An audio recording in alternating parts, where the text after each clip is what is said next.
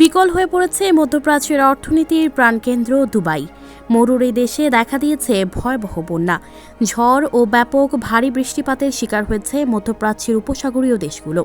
এর ফলে প্রাণঘাতী আকস্মিক বন্যার পাশাপাশি বিশ্বের দ্বিতীয় ব্যস্ততম বিমানবন্দর তথা দুবাই বিমানবন্দরে ফ্লাইট চলাচল ব্যাহত হচ্ছে। বৃহস্পতিবার এক প্রতিবেদনে এই তথ্য জানিয়েছে ব্রিটিশ সংবাদ মাধ্যম বিবিসি। ফ্লাইট বাতিল, বিলম্ব ও যাত্রীদের নানা বিড়ম্বনার মধ্যে দুবাই বিমানবন্দরে ব্যাপক বিশৃঙ্খলা দেখা দিয়েছে। দুবাইয়ের অনেক এলাকা পানিতে তলিয়ে যাওয়ায় কিছু যাত্রীকে বিমানবন্দর থেকে না যাওয়ার পরামর্শ দেওয়া হয়েছে। ফ্লাইট অ্যাওয়ারের ডেটা অনুসারে দুবাই আন্তর্জাতিক বিমানবন্দর থেকে প্রায় 290টি ফ্লাইট বাতিল করা হয়েছে। ডেটা অনুসারে ওই একই সময়ে আরও 440টি ফ্লাইট বিলম্বিত ছিল। দুবাই আন্তর্জাতিক বিমানবন্দরটি সারা বিশ্বের যাত্রীদের জন্য ব্যস্ততম এয়ার হাব হিসেবে পরিচিত।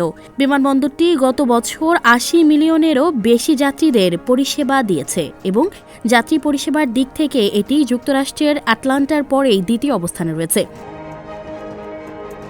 সোশ্যাল মিডিয়ায় প্রচারিত বেশ কিছু ভিডিওতে দেখা গেছে বিমানবন্দরের ভেতরে প্লাবিত রানওয়েতে বিমানবন্দরগুলো ট্যাক্সি করছে।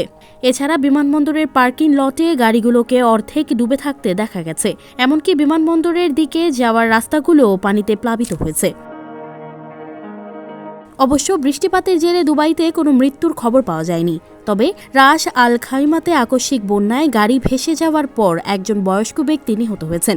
এদিকে ওমানের শাহামে এক মেয়ের লাশ উদ্ধার করা হয়েছে। এতে করে গত রোববার থেকে দেশটিতে মৃতের সংখ্যা দাঁড়িয়েছে 19-এ। সানজিদা রহমান, প্রবাস খবর।